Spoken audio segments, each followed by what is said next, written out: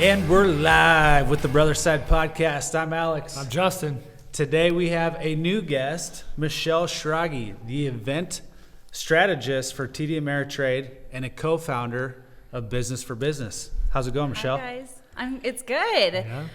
I'm starting to figure out what day it is again. It's Are you? Wednesday. It is For Wednesday. the It is Wednesday. Last 6 months, it's been like, I don't know, it's day. We're in October, Yeah. and today we have Tito's and soda. Mm-hmm. Why this drink, Michelle? Well, that's so nice that you guys asked, and you drink what? I'm actually curious if I could have said any drink, and you guys would have partake. Absolutely. We would have, Yeah. We've actually been involved in some drinks that we're not so fond of. Well, we Yeah. had a bourbon experience Yeah. with Carol Sprunk, and it's kind of like, Yeah. She We was fought all through about it. it. Yeah, it was obvious that we were, just getting through the episode because I could not. Did you It guys was make just do so like strong. any? When I drink something that's terrible, I do the Donald Duck. Like. yeah, it was close. Did you let on that it wasn't? Oh yeah, there was a lot of faces, and we actually talked about how it was really hard to drink because It I was was. like, I need more ice, I need more water in mine because she was drinking hers neat, which most More bourbon power to drinkers her. drink it that way. Right. Yeah. But for us, we're not normally Like, can I get bourbon some drinkers. soda? It Yeah. was a struggle. It Yeah. was a struggle. Yeah, I'm a Truly drinker or a Coors Light drinker. Not. Yeah. Well, I'm glad you got excited with the Tito's and soda. Yeah. It's a journey when you drink. 20 years. Not quite 20 years of Yeah. drinking. Don't let mom. Yeah, don't let them Yeah. tell you. 18 years Yeah, of drinking. You kind of go through your phases and learn what you like, what you don't like, what makes you feel good that night and the next morning, and Yeah, what do you not. yeah. And Tito's and soda's kind of been that go-to that's refreshing. I know how to drink it, and calories are low, right? I think Right. that's kind of what Gluten-free. Gluten-free. That's kind of your drink, I would say. Yeah. Most of the time at the Vodka bars. soda. I don't always request Tito's, but vodka soda Yeah. is when I get tired of beer because I always start beer. But when I get tired of beer, it's always vodka soda. It is. It's a good one. You just don't get bloated on it. Right. But it's funny, the Tito's thing, I don't even know how I transitioned to Tito's. It's like Tito's came out of nowhere 2 years ago. Yep. And it used to be a vodka soda, and now it's like Tito's and soda. Yeah. Yep. Almost like, rum and Coke, or whatever Yeah. it is. It's just sort of the go-to. Maybe so it is that when gluten became such an issue for everybody. That's probably it, Oh, yeah. it is gluten-free vodka. It's gluten-free Oh, vodka. I didn't even know that. Yeah, I think that's kind of everyone figured out that gluten messes me up. So now I need an alcoholic beverage that will help me with that. Yeah. Where did this gluten thing even come from? There's a few guys that I work with that were working through issues like IBS type issues. Yeah. Yeah. And You're so right, because it's a celiac disease. Yeah. And I think people were starting to equate it to low carb or something like that, and they didn't really know. They said, oh, I can't have gluten. But it wasn't that they had celiac disease, because those who genuinely can't have gluten, they do get IBS issues. Yeah. So it sort of got this word out there that, oh, gluten's healthy, but it's not really healthy in the sense that people thought it was, like a Right. low carb deal. it's just kind of in line with that. Yeah. Almost unintentionally. You're like, Right. I'm gonna eat gluten free, but that also means I cut a lot of carbs out. Yeah. Right. Typically. Well, and I've been that keto person. I was on it really good before COVID. Yeah. COVID so ruined So good. everything. Yeah, BC. Yeah. BC before COVID. Oh, that's what it's gonna be. Yeah, There's oh, yeah. that. And then there's PC post COVID. Yeah, we're looking forward to those days. That's for Right. sure. Yeah. We're seeing When are those so gonna f- happen? I don't know. It's going to be a long ways away, I think. Yeah. But yes, Yeah. before COVID, a lot of us had a lot of good things going for us. Totally. It's I know a guy who went into ketosis and ended up in a hospital because of the keto diet. He was that strict on that diet. I don't know if that can happen for everybody. I don't know your I experiences suppose. with it. Well, wasn't it Dr. Atkins who died of? Can't say what heart disease, but it is. It's the people that are pushing this lifestyle Yeah. of high fat. Have they studied long-term effects of it, Right. or can you go to the nth degree with it? I just know for me, if I want to cut weight, carbs it is. But there's also a book called Eat for Your Blood Type. So you can't say what's going to work for one person works for everybody, because there are people that can eat carbs and not gain anything. Right. For me, the moment I cut out carbs, it's like, whew, why don't I do this all the time? And then Yeah. But then you got to cut out drinking. Yeah, then you have some fries. You're like, man, I love fries. It's the drunk munchies. So if you're going to cut out carbs, you can't drink, right? Right. Well, or It's hard. you can't have any of that stuff at home because the next, it's the drunk munchies or it's the recovery fries. Yeah. Like you almost need that greasy food in the morning. If that's not at home, you're like, I guess I got to eat celery and ranch. Right? No, Terrible option. It is funny. Like I'll open my refrigerator. I'll be like, there's nothing in here. And then I realize I'm the one responsible for what's in my refrigerator. Right. Yeah. It's kind of like a metaphor for life at some place in there. Yeah. Right. I guess I have to take responsibility for this. All right. My poor eating, damn it. Yeah. Or when you're at the store and you don't buy chips and then you're like, why didn't I buy chips? Yeah. I know. God, I just want chips now. My wife bought these apple chips. They're like slices of apple that are supposed to be healthy. And we had them for like maybe a week and didn't finish the bag. I'm like, yeah, let's get back to like Cheez-Its and stuff that's actually good. I'll just work out harder. Right. Yeah. Yeah. Portion control. So you're a Gretna Dragon. I am. Tell us about that. Are you from here then? Well, Gretna is now considered here, but Yeah. back then, you went you're in to the town, boons. you pack a lunch, we're going into Omaha. Yeah, right. But so I am one of those kids that kindergarten through senior year, I was in the same school. I actually grew up on an acreage on 180th south of 370. Okay. So just picture where Vala's Pumpkin Patch is. You have to be like Yeah, right there. Yep. So that was actually my first job at 14, washing trays at Vala's Pumpkin Patch back in 1994. And we had Tim Vala speak at our Rotary Club. And it's just really amazing to see the journey of, Tim buying this land and thinking he's going to become a farmer and having no farming experience at all. And it sort of haphazardly turned into a destination because he was going to sell pumpkins in his truck, and then instead of he made too many pumpkins, and so then he's like, well, I can't take all these pumpkins on the truck. How do I get people to come to me? Well, maybe if I give them a free hay rack with their pumpkin purchase, and so that's really how Vala's kind of evolved, was trying to sell this overabundance of pumpkins. And then fast forward 35 years later, my family's really happy they don't live there anymore. Gosh, yeah. Now you it's have to like wait in line to get home. Now it's like, how can I get someone to buy a $50 pumpkin? Yeah. I was doing some math because the other day it said 350,000 people go through. Yes, there. every fall. I mean, $20 a head, there's 7 million. And you got to figure everyone's spending double that. Oh. So, I mean, it's like a $14, $15 million business probably at a minimum. And maybe Possibly. I will say, though, they're so good at reinvesting. So they live a very humble lifestyle, and they will employ anybody who wants a job. Over 1,000 people work there, and it's not full time, so they spend a lot of time. You can work these many hours, these many days. Whoever wants a job at Vala's, they are such loving people that they say, we will. If you want to work 2 hours a week, we'll find a schedule for you. So a lot of that money goes into the operations. They reinvest it every year. There's something new. So it's turning into a Vala's talk. Hey, we're going to end up there. We're here with Michelle Vala. That's right. Unfortunately, they only had daughters, and they're all married. There's none of us for me to marry into. Yeah. So that was really awesome growing up in Gretna. My parents still live there. They did move into town. So, I find it interesting. They're going to be building a second high school. Oh, yeah. Mm-hmm. And, I went through it with Elkhorn. My son's a sophomore at Elkhorn South. Okay. And so, when they were the Elkhorn Antlers, and they built the second school and became the Storm. Yep. And now they've got the third school, and I think it's the Timberwolves. Timberwolves, yeah. So I'm wondering what the second Gretna High School is going to become, because we've been dragons for so long. I know. What if it was just Gretna breath, like dragon breath? That's so dumb. I don't know. I got you though. That's almost as good as the Benson Bunnies. Yeah, it's terrible. The Gretna breath. I don't know. I'm thinking though you could go like green dragons, red dragons. Maybe keep the dragons, just change the... Anything is better than an Elkhorn antler. Yeah. That's what I was. Were you body part. Were you part of the rivalry that was Elkhorn and Gretna? Oh, yeah. Back then, our conference, it was Plattsmouth, Platteview, Gretna, Elkhorn, Ashland, Blair, Norris. I'm looking at the conference banners in the gym. Yeah. Ashland was in it? Yeah. Wow. Mm-hmm. It wasn't when I was there, I guess. Maybe Bennington filled that void.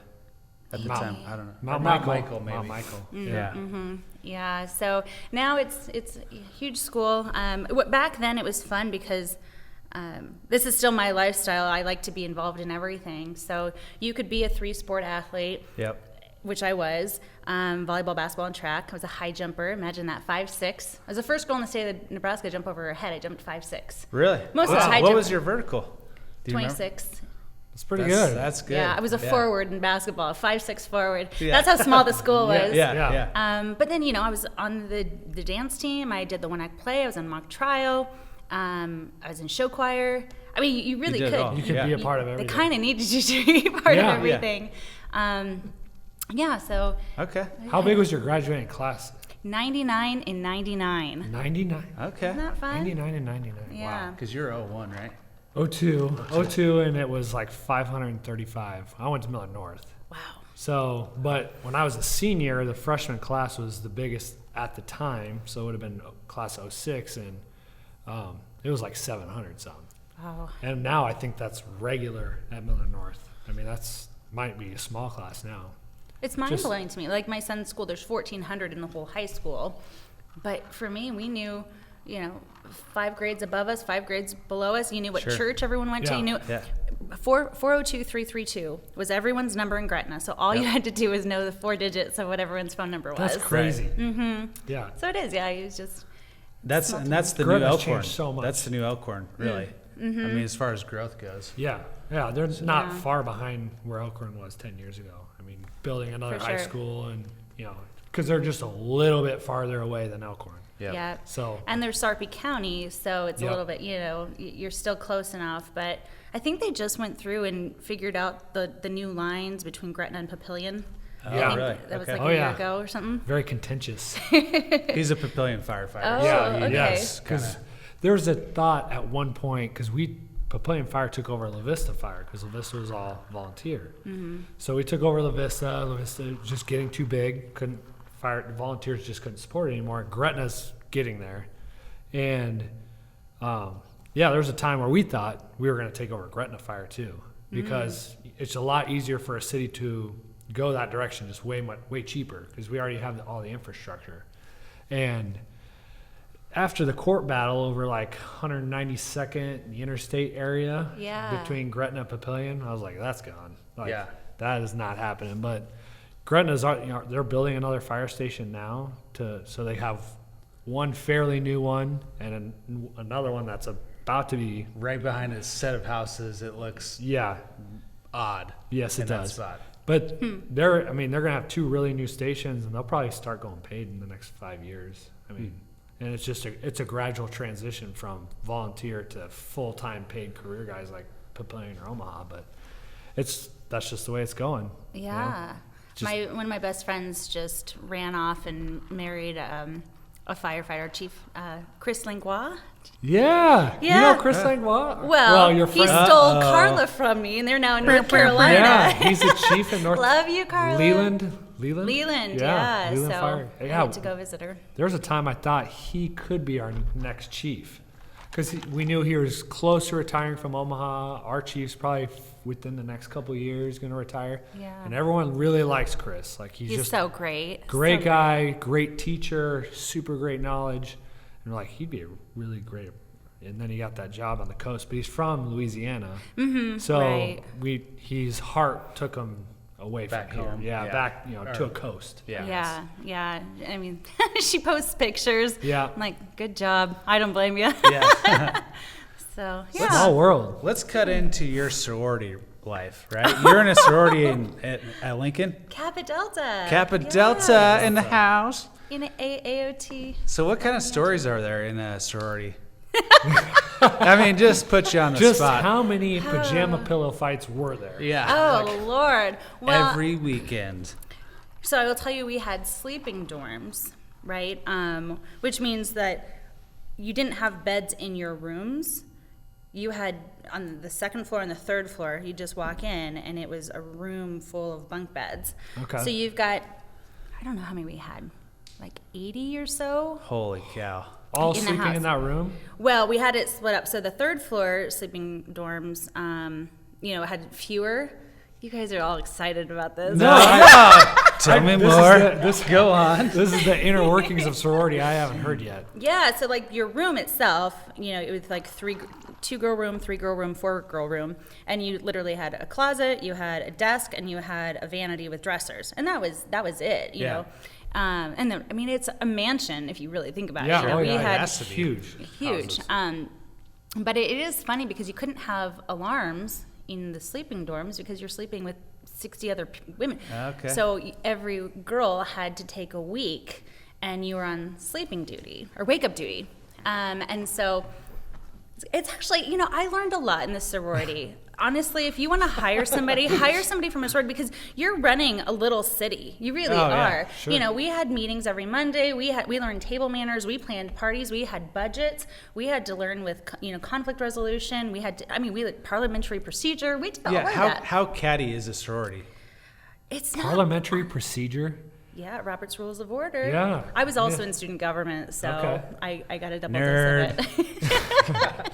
Proud of it. I'm just going to say nerd. No. I have a shirt that says Speech Geek from high school because I was in the speech team too. But Jeez. yeah, but Speech, think drama, about this. show Okay, so choirs. how do you wake up 60 women all at different times? So between 6 and 8 a.m., we had 6, 6:30, 7, 7:30, and 8. And everyone had their little token. And then you had all the times up there. So before you went to bed, you took your little token and you put it on what time you wanted to be woken up. And then there was a map. So whoever was on wake-up duty that week, they were the only ones that could set their alarm. So they have to set their alarm at 6. Who the hell do I have to wake up? Yeah. So you literally had to like spend every half hour going around, and then you got 2. So you got like, this is your warning. You have 5 minutes. Oh, that would not happen. That would not happen in fraternity. You'd be like, mofo, get up. Yeah. Yeah. No, really, that's how you got woken up every day for That's 4 crazy. years. Is that you had a little lovely sister coming in and whisper, Michelle, 5 minutes. Was it always lovely? I just don't picture that. I don't remember it being. I mean, but then so. If you did have a beef with somebody and you saw that they were on wake-up duty and you didn't want to be, you'd be like, I'm freaking sleeping in my room tonight. I'm not having that bitch wake me up. Nothing to do with it. God, I would hate on a weekend if, like, you say on a Friday morning you got up early for class, Friday night you kind of went out, partied, forgot to move your token or whatever. So Saturday morning, I mean, was it on the weekends too? I would assume. No. No weekends. Well, because you didn't have to get up for class. It was all this for is class. only for class. Yeah, Monday through Friday. But then, we had cooks and we had dishwashers. We had what was called hashers. So they were high school boys that would sign up to serve us dinner. Sounds like There's sounds good like a incentive decent there. gig. Yeah. Sign me up. Yeah, so they always took care of the dishes, except on the weekends it didn't work. So then you also had to sign up for kitchen duty. And you had to wash the dishes and we had sober sis. We were like a little community where we had to take care of each other. And then we would do awards for academics, and we would shout out good things at all of our meetings, and we were there to support each other. That's pretty So cool. it was great. That is cool. Yeah. Sounds a lot more organized than a fraternity. I've been in a fraternity too. Yeah. I would not want to be a house mom. Yeah. God No. bless the house mothers of fraternities. Yeah, I was in a fraternity 1 year in Omaha, so it Sig wasn't Up. quite the Sig the Up, and it same. wasn't quite the same level that like a Lincoln fraternity was. I never had to live there. Only 12 guys could live there. Oh, sure. So yeah. a couple big parties got busted, and I was like, "This is lame. I'm out." So Why is a big party lame? That sounds no, fun. after the parties were busted, like we were on the we were- busting was the lame part. Yeah, because we went on probation, so we couldn't have any parties at all. We were being watched. That part was lame. So I was like, I'll find my own parties. Right. Yeah. So See, and I wasn't really a big partier in college. What? Come on. that, I mean, I planned parties. Can you imagine? yeah, Oh, yeah. I can believe it. But yeah, I worked in college. I was in student government. Again, kind of the same high school experience. Everything that I could get my hands on, I was like raising my hand to go. So I was a student body vice president. I was a homecoming coordinator. I was a vice president of the sorority. I was in mock trial. We brought the mock trial team back to the university. I wanted to be a lawyer at the time. Wow.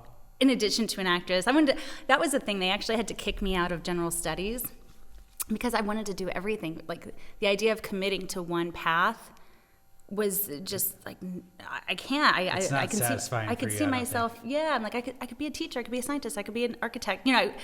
I just saw my. So, yeah, 2 years. My dad's like, I don't want to pay for a bunch of courses, and then you change. So I got all of my gen eds done in 2 years, and then they said, Michelle, you got to pick a major. Yeah. So I went to the general studies office, and I was going to go be a journalism major. And I was going to, I'm going to do advertising, I'm going to do broadcasting, I'm going to do something editorial. And on my way to the journalism college, I literally passed the College of Business Administration. I don't know what happened, if it was God or what. I just stopped, looked up, and go, I'll be a business major. Yeah. And I walked in and I said, Whatever. Just, I'm on a into whim. business. Yeah. Yeah, so then my last 2 years, it was like all of my hardcore finance and economics and marketing and management courses. But I love it. Having a business degree is great. But then you became an actress. Well, You are an actress. I always was, yeah, because I would go to the Temple building at the University of Nebraska, which is where the theater department was, and I would audition for their plays. Okay. And, I'd get the lead. And they'd be like, what is this business major doing in the Yeah. theater department? Right. But I didn't feel like having a theater degree or a film degree was something that was going to sustain me. I said I could always do that on the side. So I did independent films. I actually did my first independent film in 1999 after graduating high school. And then just kind of got pulled in and doing different projects all through college. And that's sort of stayed with me. So if you look at my IMDb page or whatever, 20 years of just doing commercials Really? or independent films, things like that. You have an IMDb. IMDb. Yeah. That makes you official. I'm writing that down. Yeah. 'Cause I have Wow. I have a producer credit on at least one short film. nice. Do you go But I back love and it. watch yourself in these films, or are you one of those people that's like, I did it, I'm done?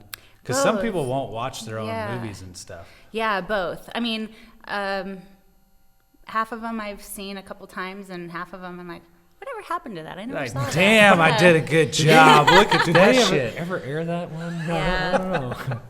But this is where we're at right now is special to me because in 2008, I took my organizational skills and started the Nebraska Film Association and ran that for probably 7-8 years, and then stepped away about 5 years ago, and it's continuing on. But we really fought hard to get legislation passed for tax incentives. I was going out of state to do some different film projects, and I finally wondered, why aren't we getting any projects in Nebraska? Yeah. And being in the financial services world, I was talking to a lot of wealthy, investment advisors, Sure. and they'd always, I do acting and stuff. And I started to connect the dots about what if I could connect people who are looking for investments with all of these great film project ideas, these stories. So I started Midwest Production Studios. Again, I was like 25, didn't know what I was doing, but I said I could make this happen. And just got to meet all of the incredibly talented people in Nebraska who were in the business, and they had the same frustration. We don't have any tax incentives, so we're not getting projects. And it kind of was a perpetuating problem because people wouldn't come to Nebraska, so we wouldn't get the hands-on experience to create, Sure. you get the jobs, the experience, the training that leads to jobs, that leads to careers. And then I went out to LA a couple of times and met with Todd Nelson, who started the Nebraska Coast Connection. And for the last 25 years, he has what's called the Hollywood Salon. You can Google it, Nebraska Coast Connection. And they meet at, I think it's CBS Studios, somewhere around there, every month. And if you're in LA or Hollywood in the business, you're kind of jealous of Nebraskans because you know how Nebraskans flock together. Yeah. So over the course of 25 years, they've had over 2,000 people from Nebraska who are actively working in the film industry out in LA. And so, we'll tell senators, these are people that want to come back to Nebraska and work. And so we've been fighting for a couple decades trying to get some legislation passed. What's so hard about it, though? Like, it's revenue generating for Nebraska. Why wouldn't we do it? Right. So I'll tell you some of the objections. Number one, years ago, they saw Iowa implode. Iowa, Like their industry. yeah, so Iowa had some of the most aggressive tax incentives, and they did like 18 films in 1 year. But there was a film that they took advantage of that. I think somebody bought like a $300,000 vehicle and put it into the budgeting. Probably Field of Dreams. Yeah. This is actually recent. So first and foremost, we had to overcome like they didn't have the proper checks and balances in Iowa. And every other state has a different types of tax incentive plan, tax rebates, tax credits, tax breaks. But the main objections were, number one, our government, or, at the top. Nebraska government, the legislature, at the very top, they didn't support tax breaks for transient business. It wasn't brick and mortar. It wasn't like here that's going to, bring consistent jobs for a long time. But then we would say, look at the College World Series. That's transient. They come in, dump a bunch of money, use our resources, clean up and leave. That's what a movie does. Yeah. The other one was the idea of tax breaks for Hollywood was a really hard sell, especially to more rural senators. When you're trying to balance the budget and you've got education and healthcare and prison reform, it's really hard for senators to put their foot out there and say, let's give tax breaks to the movie industry. Yeah. It was a very unsexy thing for anybody to rally around. The thing is, not everybody's Will Smith and Tom Cruise. I mean, not everything's a giant production, blockbuster Absolutely. movies. And we weren't talking about the big five studios. We were talking about a lot of these independent films that they do have substantial budgets. I will share a story, and I don't say this to brag, but I've told senators this. It's not even just the movie industry, it's commercial work too. Mm-hmm. So Dan Whitney, who is Larry the Cable Guy, right? Mm-hmm. He's from Eagle, Nebraska. And this was 6-7 years ago, he told Procter & Gamble, hey, I'll continue to be your Prilosec spokesperson, but I need you to shoot these 4 spots in Nebraska. And he was big enough that he could do that. Well, thank God he did. So they came in and they shot 4 Prilosec ads in Nebraska. And I use this as an example. I was in one of them. And I was Holla. Yeah, look up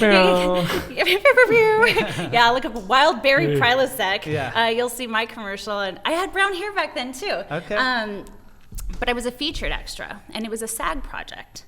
We don't get a lot of SAG projects, and those are union deals where every time it airs, you get paid. You're saying SAG. SAG. Okay. Screen Actors Guild. Union. SAD. At first I was like, sorry. Is Prilosec I don't know. Yeah. Heartburn. Students against drunk driving. Yeah. Kind of a really sad commercial, I guess. It was a SAG. Students against drunk driving. That's what I remember. Oh, yeah. Let's take a break real quick. Let's take a break. And I will tell you the great point to that story after we come back. All right. Okay. All right. Perfect. We'll take a break. Alex here with the Brother Side Podcast. After years of schooling Justin on the basketball court, my knees remind me every single day of the victory and the wear and tear. 4 knee surgeries to be exact. I recently started taking Able CBD tincture to help with my inflammation, and it's been more of an assist than Justin on the hardwoods. We were introduced to Able CBD through ultramarathoner Adam Monkey, who incorporates these American-made and tested products in his running routine. The Brother Side is super stoked to extend a discount if you're looking to try and manage pain, control inflammation, or need to sleep more naturally. Use the code BRO15, BRO15, to receive a 15% discount at checkout. Visit www.ablecbd.com. Once again, that's www.ablecbd.com. And we're back with the Brother Side. We have Michelle Schrage here discussing SAG and Larry the Cable Guy. SAG. Saggy. No, SAG. That was a terrible intro. Yeah. SAG, Screen Actors Guild. Yeah, correct. Yes, I am launching my new sports bra line. Thank you. We're discussing SAG. Well, what I wanted to say is that when it comes to Nebraska, having more jobs in the entertainment industry is really impactful, especially when it comes to new revenue, like you were mentioning. Mm-hmm. So me being cast as one featured extra in one commercial, I got paid every time that commercial aired, and over the course of 12 months, I got checks that equaled $30,000. Whoa.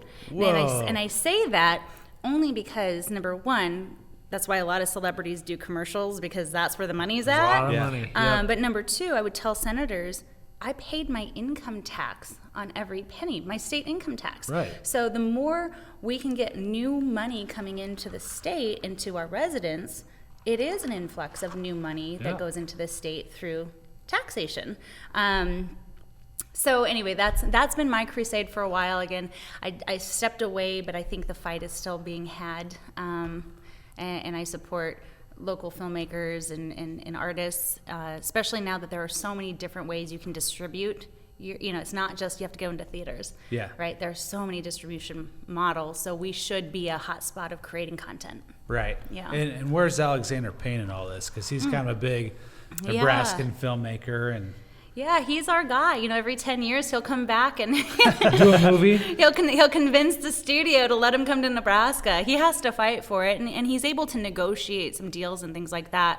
But right now he's our white horse that is the only one that'll come. Yeah, He's from Omaha, right? he is. Yeah. Creighton prep guy. it shouldn't be that hard though. It just shouldn't. It's just, well, Is like this you're a call talking out to Ricketts right now? Yeah. Well, it's should Ricketts- Nebraska. Like, think about it. They're just so old school in Oh, so yeah, many we're- ways. yeah, we're Obviously, behind on this everything. upcoming ballot, how many times have we been fighting for gambling in the state? It just 100%. a different source of revenue, so our property taxes aren't so freaking high. And, you know, same with marijuana. I mean, Nebraska will be like the last state to go in on that. And then, you know, this is just another example. It is, yeah. We're always late to the party, and there's so many opportunities to generate revenue. It's ridiculous. Yeah, we've talked about Alex and I's dream because we've been Yeah. going the last couple of years. We've been going to Ozarks, Okoboji, Yeah. and we have a huge lake in western Nebraska, Lake McConaughey. I mean, it's so much bigger than Okoboji. It's not even funny. They're not even the same class of lake. No. And we've been talking, why don't they at least partially commercialize that lake? Kind of like Ozarks. Not all of Ozarks is commercialized. A lot of that is still state park. That's where Party Cove is. Well, and so just like the new season of Walking Dead, it's based in Nebraska. They're Yeah. shooting it all in Virginia, I think. And the show Ozarks, you know, with Jason Bateman, they don't shoot it in Missouri. I didn't know that. No, No, I heard that too. Where's that shot at? not Missouri. Not Missouri. I Just not Missouri. Yeah. But the point is, like, there's this giant lake with all this potential, and they just won't let it get commercialized. And because you can't build on it, it's all state lake. Think how much money would stay in the state if that happened. You know what I mean? Yeah, I 'Cause- suppose there's always a balance, right? Like I've been getting really good at saying I don't have enough insightful information to have an educated opinion about it. I can have my initial feel is, but there's probably a lot of conversations that are happening. Sure. I would assume, you know, because you can't assume that everyone's just that dense. There's got to be, whether it's, you know, nature preservation or something that's going into that decision. Right. From us, it's like a no-brainer. But there are, I think sometimes you got to fight the fight, because what is it in business? Everyone's like, oh, that's a terrible idea. And then they're like, this is the greatest idea ever. Right, you know? yeah. It takes a while to get on the Yeah. other side of it. No, we live in an age where you have to have a very strong, quick take without thinking everything through. All right, so I really Oh, need yeah, I you. forgot. Very impulsive. Yeah, just super impulsive. Come off the top rope. That's what yeah. we need from you right now. right. Strong opinion. Come on. I think it would kill. Yeah. I think it's a no-brainer, like you said, but we're also not behind the scenes. So Yeah, but visionary. I'm a visionary, and Yeah. and sometimes the things that I come up with, there are so many people that will say, yeah, but, oh, we've tried that or whatever, and you have to like learn lessons from what has happened before, but you Yeah. can't let those people dissuade you, because a lot of times they're the ones that they don't want you to have any glory. They don't want your idea to work, because Right. it didn't work when I tried it, so I don't want it to work when you try it, you know? Exactly. And so there is some of that where you just have to, if you're so moved and strongly resolute about something, you can't let the naysayers bring you down at all. I'm gonna say this on the Brother Side podcast. Okay. Ooh. Michelle Schrage for governor. That's got a nice ring to it, Yeah. doesn't it? Sure. Yeah. Well, and so part of it is name recognition. So years ago, I started telling people Michelle Schrage rhymes with froggy. Yeah. Because it's not phonetic when you see it. No, it's not. But, you know, if you have a weird last name, I would encourage you to come up with a clever way, because people feel more comfortable around you when they feel confident on how to say your name. So, okay, Michelle Schrage for governor. Now everybody can say it, and they'll Yeah. all feel comfortable saying it. Yeah. All of our The listeners. campaign starts here. It starts here. Starts here. Yep. I just have to pick a party. And I'm independent, so that's challenging, because you can't run for anything independent. No. That's the No. problem. You can't. It's a two-party system. There's no money in independence. Let's Zero. start that. Let's start the independence fund. Yeah. And we'll start supporting people that have like good, ideas that are not party lines. I love fresh ideas, and Yeah. you seem to have a lot of them. And I also noticed you and I have something in common. Okay. Halloween is your shit. Oh my right? gosh. That's my favorite holiday too. I'll just sit over here. Yeah, That's you- fine. Yeah. No. Loser. I like Halloween. I'm just not obsessed You don't ball with it. out, No, I yeah. don't ball out. God bless my son because his room is in the basement, right next to my 1,200 square foot. So the storage unit in downstairs is full of monsters, animatronics, skeletons, Sweet. monsters everywhere. I remember last year on Christmas, poor kid, he woke up because he heard, ha ha ha, one of the animatronics had like a battery glitch, and it started going off in the middle of the night. That would be freaky That as would be heck. freaky. But so I bought another monster. My son's like, you got a package? I go, what's a monster? He goes, oh, another one. Yeah. So he's so used to having monsters in the house. He's like, I can't wait till Christmas where that monster wakes me up in the middle of the night again. Right. So do you have a theme? We've talked about this a couple times. Do you have a I theme love with your Halloween decorations? I don't. And I don't actually decorate like the outside of my house. I'm on a cul-de-sac and it's kind of a quiet neighborhood. Oh. So I don't want to draw attention. What I do is I throw a Halloween party every year. And I started doing this about 8 years ago with a good friend of mine because we wanted to throw the Halloween party we wanted to go to. And Yeah, there- all right. it's like it used to be where you go to the bars or you'd go to like the Freakers Ball or whatever. Yeah. And I wanted to go to a party where there was like a haunted house experience, and there were fire dancers, and there were snake charmers, and there were belly dancers, and there was entertainers. Is And that what's happening at Bushwhackers this year? that's what happens every year, Alex. Oh, wow. See, I need to sign up. We were supposed to have a family thing, and it got canceled, so now I need to Yeah. sign up. Yeah, I mean, this is the first year that normally we have a DJ, but this year Omaha's #1 band, Lemon Fresh Day, is going to play. So that's really cool. And in the current environment, I just want to tell people that Bushwhackers is huge. Like, it can hold 1,000 people, and we're capping it at 225 because we do want to respect the fact that there's social distancing, and we want there to be space to move about. And Sure. so, yeah, we're trying to do an event in a safe way, and without being labeled a super spreader. Yeah, right. You don't want to get on that list. Half the people Yeah. are going to be wearing a mask. Right, and that is the thing, right? It's like Yeah, built into the costume. Yeah, built into the costume. we'll have a designated area for eating and part of the I'm an experiential marketer, so I'm an event planner, so it is all about the experiences. The dance floor is very large, but then we are going to have a haunted house experience, and then we are going to have palm readers, and we are going to have large scale photo ops, so people will have the Sounds cool. opportunity to This sounds spread awesome. out. Yeah. So when people ask, what do you do to relieve stress, I go, I work out, I drink wine, and I make Halloween decorations. Halloween props, yeah. So all these props in your basement aren't for necessarily your house. It's for the party. For the party. Annual party. Well, so because I do respect my son, like I will decorate my house. Let's hope you do. Because you don't want to Yeah, completely yeah. embarrass him. Right, yeah. So all of the really super scary stuff, I stay stored, but then I'll pull out the chains and the lampposts and the skeletons and the witches and stuff. So the house is decorated, but it's not like super scary. Yeah. The Not scary like stuff. Alex's house. Yeah. And it's so funny, I have severe arachnophobia, but for some reason around October, I'm like, oh, look at that spider.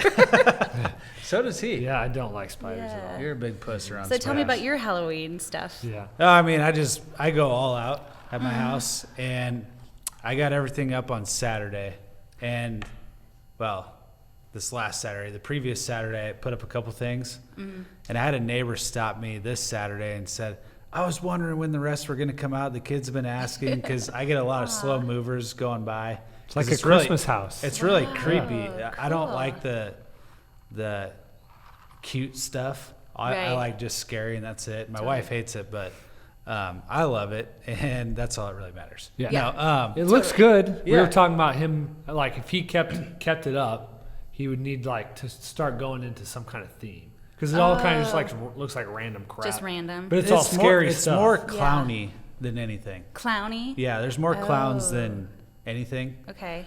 And I got to cap it. I try to buy one thing a year, and this year I haven't bought anything because I'm like, what do I put in? Because my front yard's starting to get.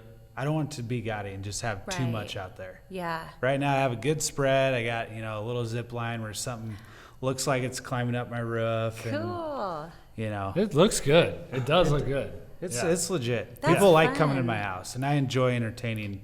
So like in people for that. Christmas where they will promote like houses you should Yeah. drive by. Do they do that for Halloween? They Like, should. I'd they be in the should. top 5 for Oh sure. my god! Well, maybe you should start that. You should start the mean, brothers. I gotta toot my Brothers own Side horn. podcast of houses that you need to see on Halloween, because then people might be like, "Oh, I'll get into Yeah. this."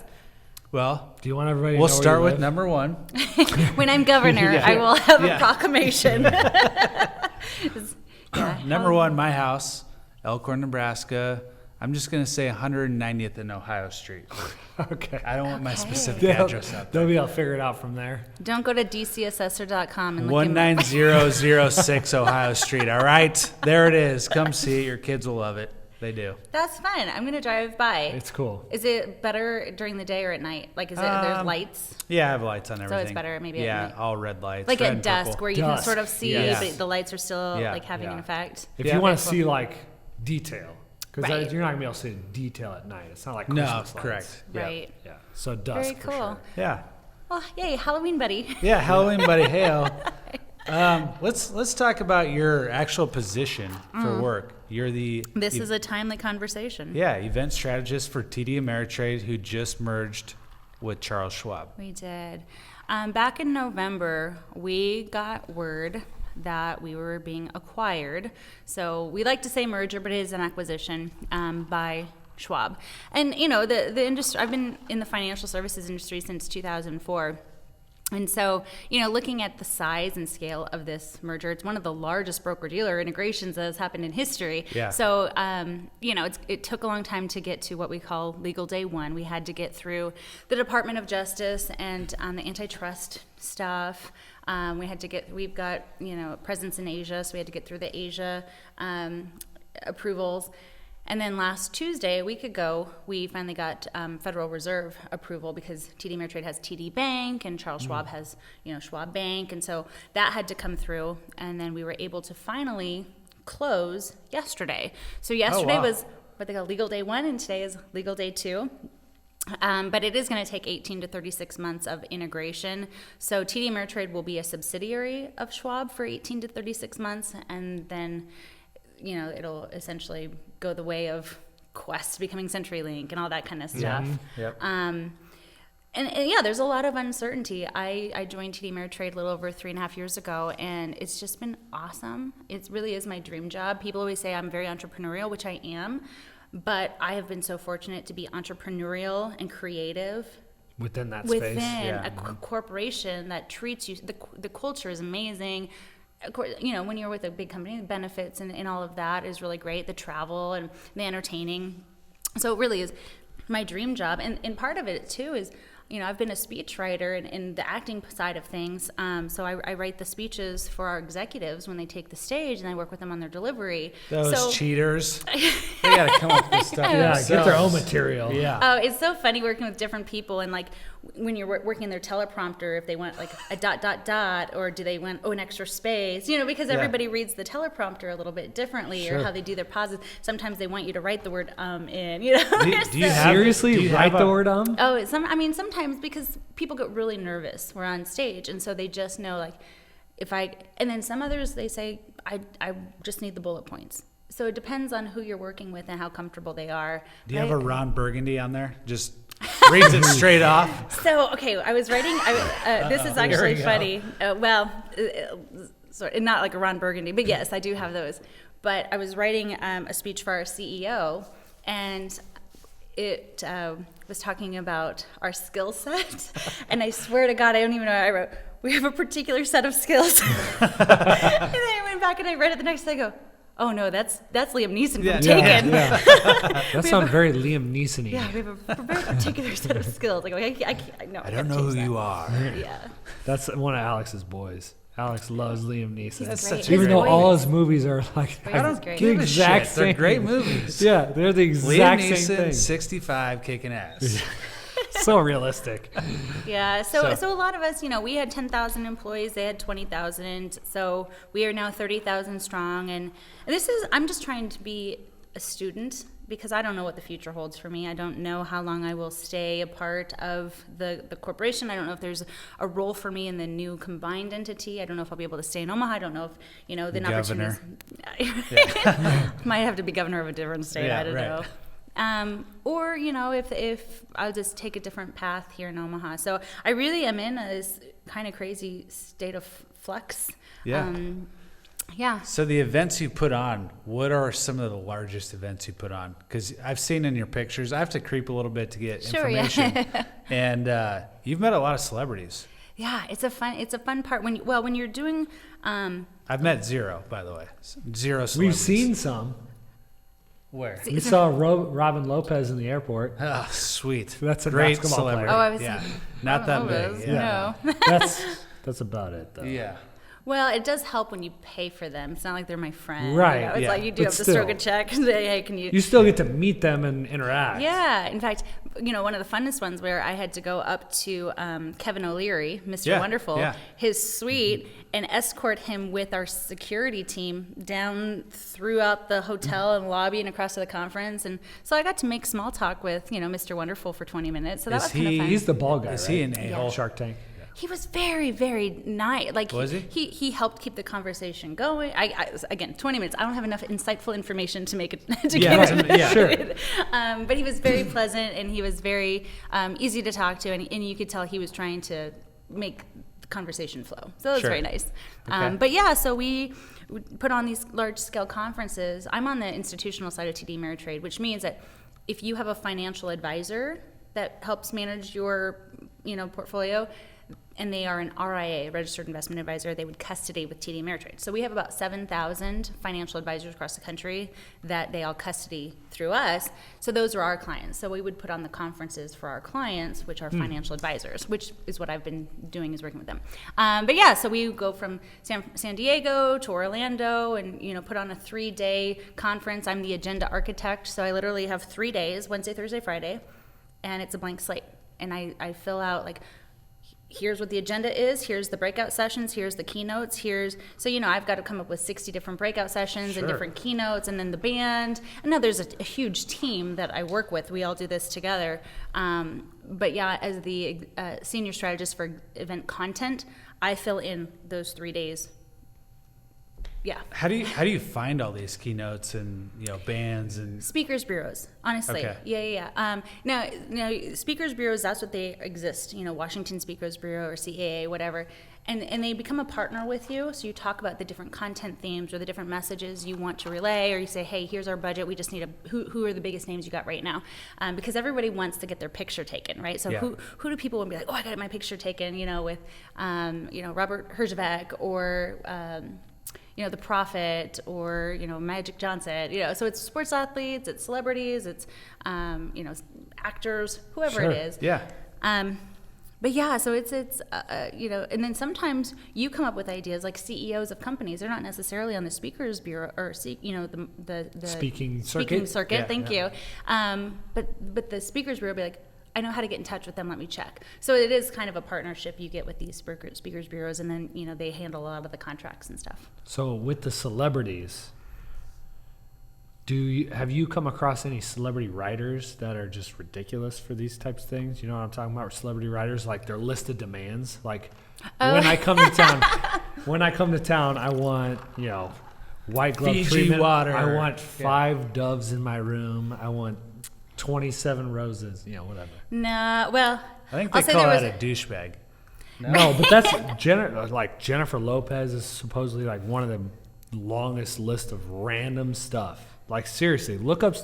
Not worth it. It is. It's interesting. I'm like, these people I are wouldn't bring demanding. that person in. No. way. Well, and see, we've got an events team within TD Ameritrade, and they handle a lot of those logistics. So once the content's sort of set and approved upon, then I really don't have hands to. off. Yeah, so I okay. don't really get to see sometimes the behind the scenes of the terms and all of that, because our events team does such a great job of just executing and making it all happen. We did have one speaker that requested one room, and he brought his assistant. Oh boy. You sure you just need room? Yeah. We can get you a second No, one. we got this. Yeah. Yeah, buddy. Okay. I see. Yes. I see. Okay. Yes, sir. Yes, sir. I understand. You want a suite with 2 rooms? No, okay. No, just one. That Yep. works. We know what this means. So, events have been non-existent since COVID. yeah. So, Basically, yeah. what? Yeah, What have you DC guys during been, COVID. Yeah, DC. DC, yeah. What, yeah, what have DC, you been DC. doing to, stay busy or counter that? Yeah. Oh, so everything's gone virtual, right? Yeah. So silver linings, if you have to look at for them during COVID, is that people are adapting to things that they probably would have been really resistant to. And we see that in our Rotary Club, Yeah. right? And so taking a whole huge scale conference and making it virtual, right? Learning, a Zoom, right? I should have invested in Zoom like 2 years man. ago. No kidding. Almost $500 a share. Isn't that It was crazy? like 75 in March. I'll tell you, all my Arbonne friends, I know you guys have Wow. been using Zoom for years. You guys were onto something. But yeah, so it was really like adapting to technology so quickly out of necessity that it's here to stay. I think the Oh, yeah. hybrid model is not going to go away. Kids are kind of screwed because there'll never be a snow day again. It's always going to be like, okay, we have virtual yeah. learning now. Yeah. You know, True that. and That'd that's- be interesting if they actually that comes through. I could see in the next couple of years for sure. right? Yeah. I would do that to give me a longer summer, because Oh, sure. they cut off yeah. your summer. Like It's a week only there's usually. only like 2 scheduled snow days. Yeah, we always Yeah. have like 5 or 6. Right? Not anymore. A couple Last year years was ago. hardly anything. Anyways, Global warming. we But yeah, digress. so we did. We've had to go a lot of, and then people's comfort level, even right now, there are some people that are just, I'm ready. I'm ready to get back in person. And then there are people that say, I haven't left my house since March, and I don't plan to. And That's so so it's crazy. challenging. All of the studies and all of the surveys that are going out, it really is like so split of people that feel comfortable and people that don't. So the events world is challenged. The tourism, you look at the people that work in hotels, hospitality, these large scale events, they've lost their jobs, they've lost their livelihood, and they have no idea when it's going to come back. Right. I'm so fortunate to be insulated from that, being with a corporation that is taking care of its employees and saying, you know what, we're going to work through this, but pencils down on some of our big events. I do a whole workshop strategy, and we turned all of that into virtual workshops. It actually turned out better. Instead of 8 hours in one classroom, we did 1 hour sessions twice a week for 4 weeks. And the engagement was up, the Sure. retention was up, the interactivity was up. We would have never gone from in-person to virtual on our own, but Right. once we were forced to do it, we realized this is a better way to do it, actually. right. So nothing's going to ever replace in-person connections. But I think this sort of gave us a jarring reality check of we needed to evolve in order to stay connected. Like, again, bring up Rotary, but we did that awesome event with like 12 different countries.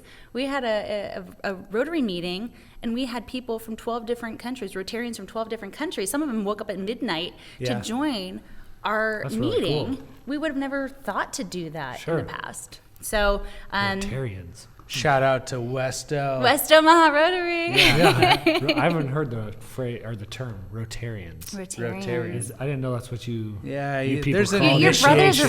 Rotarian. I didn't know he was a there's- Rotarian. He's never called himself a Rotarian. There's like, an hey, address there's me an as a Rotarian, initiation please. that you wouldn't pass. You'd have to get approved. I mean, No, I've seen it. Yes. It seems Stringent. very, very hard to get into. Yeah, if I got in, damn, they're letting everybody in, right? Yeah, The more, the merrier. yeah. Just come on in. Yeah. We need just new want your blood. money to eradicate polio, Yeah. which we did. We eradicated polio in Africa. So, That was a Rotarian. That was a Rotarian accomplishment? thing. Yeah, and in conjunction with Bill Gates yeah, Foundation. completely gone. That's Yeah. weird, huh? Yeah. Rotarians. I'll Here, tell you I'll what. pat you on the back. You They're- pat me on the back. Yeah. They're- Good job. Good job. Underrated. They did. Dude, I've been underrated my whole life. I don't. Come on now. I feel like you're properly rated. So, do Underrated you have anything to do with the events at the TD Ameritrade Center? Oh, yeah, the ballpark? Ballpark, well, I guess they changed. It's not center. It's I know. ballpark. Yeah. What center are you talking about? Well, I guess. What is the TD? Oh, I'm Ameritrade thinking Center? CenturyLink. Oh, yeah. Okay. No, No, yes. but the No, ballpark, that's where you get flu shots with every concert. Yeah, The yeah. CHI Health Center. Yeah, that's right. The old TD. No, Ameritrade. I mean, other than like, we have a suite there. So I really love our sales team. You know, I kind of straddle marketing and sales. So whenever we host events for our clients in the suites, a lot of times the sales team will be like, "Hey, Michelle, you want to come?"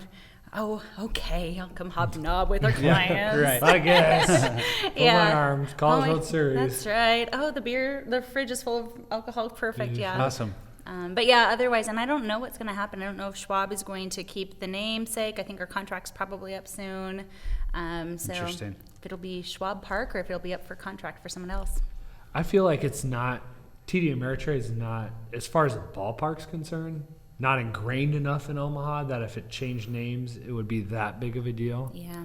It's We not- do more things on Probably a not, yeah. national scale than local. Yeah. Just I mean- kind of the reality of it.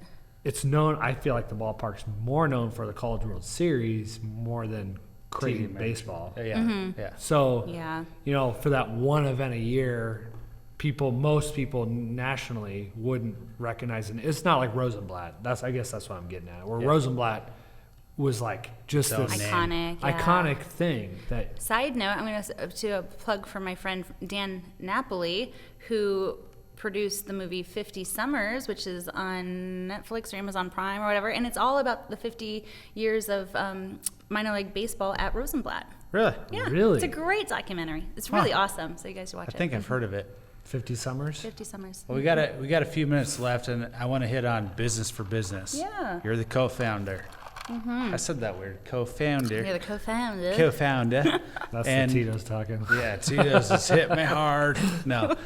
So what is this business and what's the goal of it? So it's about facilitating relationships and connections, not forcing referrals.